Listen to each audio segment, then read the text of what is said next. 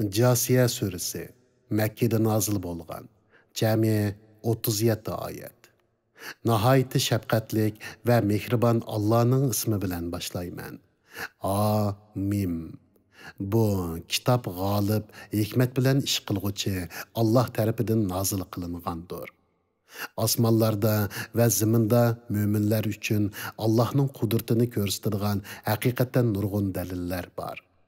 Sizlarning yaratilishinglarda va Allah zaminda tarqitib etgan jonivorlarda Allohning qudratiga jazman ishindigan qavm uchun nurg'un dalillar bor. Kechi bilan kunduzning navbatlashib turishida, Allohning bulutdan ko'kdan yomg'ir yog'dirib, uning bilan o'lgan zaminni tirildirishida va shamollarning yo'linishini o'zgartib turishida, tushundigan qavm uchun Allohning birligini ko'rsatadigan nurg'un dalillar bor. Ana shular Allohning oyatlaridir. Ey Muhammad, uni sana haqliq bilan tilovat qilib beramiz. Ular, ya'ni Makka kuffarlari Allohni va uning oyatlarini qo'yib qaysi so'zga ishonadi? Har bir gunohkor yolg'onchiga voy. U Allohning oyatlarining o'ziga o'qib berilayotganligini anglab turdi. Ondan takabburlik qilgan holda go'yo uni anglamagandek kufrda ching turdi. Gumrohlikda texmi azbaylaydi. Uningga qattiq azob bilan xush xabar bergin. U bizning oyatlarimizdan bir narsani bilgan chaqda, ya'ni uningga Qur'on oyatlari yetgan chaqda uni masxir qildigan narsa qilib oladi. Ana shular xor qilg'uchi azobga duchor bo'ladi. Ularni oldida jahannam kutib turadi. Ularning erishgan narsalari, ya'ni dunyoda topgan mollari va bolalari va Allohni qo'yib do'st tutgan narsalari, ya'ni butlari ularga hech narsaga asqatmaydi. Ular cho'ng azobga duchor bo'ladi. Bu Qur'on uningga ishongan va uningga agashgan kishiga komil hidoyatdir. Parvardigorning oyatlarini inkor qilganlar eng qattiq azobga duchor bo'ladi. Allah'ның əmri bilan dengizda kemilərinin yürüyüşü üçün, sizlərinin Allah'ның fəzlidən tələb qilishinglar üçün, yəni ticaret qilishinglar, beliq tutuşinglar, dengiz astıdan ünçü mərvayetlərini süzüb ilishinglar üçün və Allah'a şükür qilishinglar üçün Allah sizlərə dengizni boysundurub berdi. Allah osmonlardagi va zimindagi narsalarning hammasini kamoli fazlidan sizlarga bo'ysundirib berdi. Buningda haqiqatan qudrati ilohiyani tafakkur qiladigan qavm uchun Allohning qudrati va birligini ko'rsatadigan ro'shan dalillar bor. Möminlərə aytqın ki, Allah hər qavmның qılmışlarına yarışa jazo berdiganlığı üçün, ular Allah'ның günlərini ümid qılmaydiganlarını, yəni Allah'ның azabından qorxmaydigan kuffarlarning yetkizgan ərziyətlərini keçirsin. Kim ki dünyada yaxşı iş qılsa, o özünün faydası üçün qılıdı. Kim ki yaman iş qılsa, o özünün zeyni üçün qılıdı. Ondan keyin Parvardigoringlarning dargohiga qaytarilsizlar. Allah yaxshilikqa mukofot, yomonlikqa jazo beradi. Shak shubhasizki biz Isroil avlodiga kitobni, ya'ni Tavratni, hikmatni va payg'ambarlikni ato qildik. Ularga pok narsalarni rizq qilib berdik. Ularni zamonidagi jahon ahlidan ustun qildik.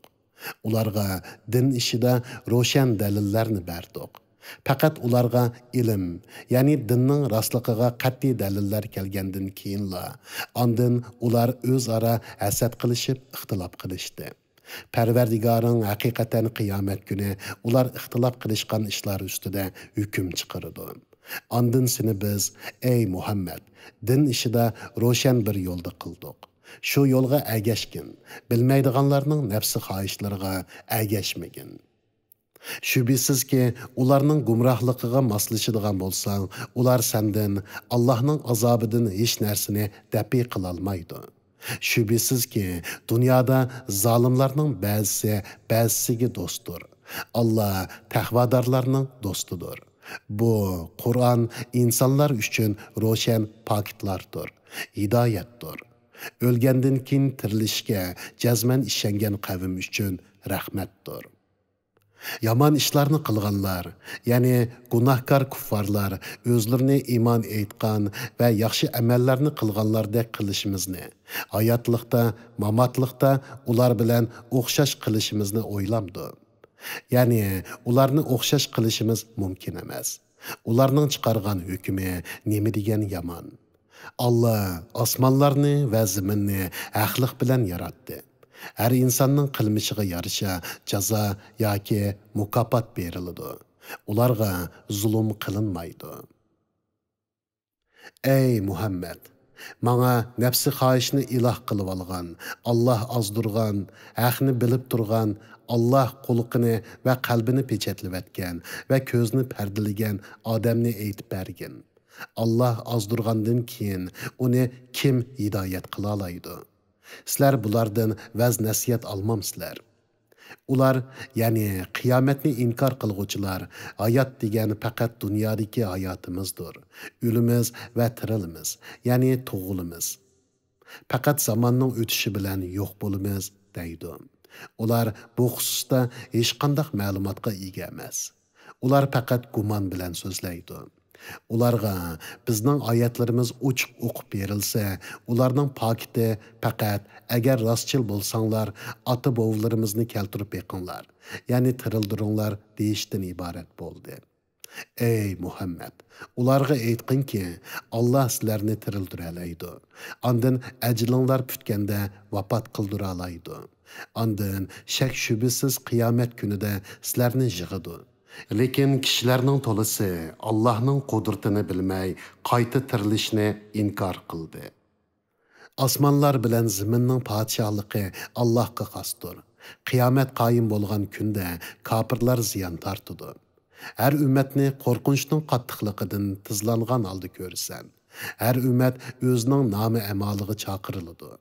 Ularga bugun qilmishinglarga yarasha mukofotga erishsizlar yoki jazoga uchraysizlar deyiladi. Bu bizning kitobimiz, ya'ni nomi amal sizlarga haq bilan so'zlaydi. Biz qilmishinglarni yozdirib turgan edik.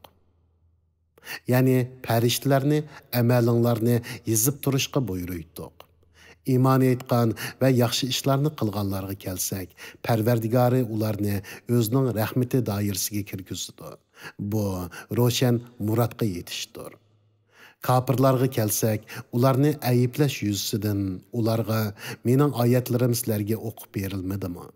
Sizlar cho'ngchilik qilib, uningga iymon etishdan bosh tortdinglar. Sizlar gunohga cho'mgan qavm edinglar, deyiladi. Sizlarga Allohning va'dasi haqiqatan haqdir.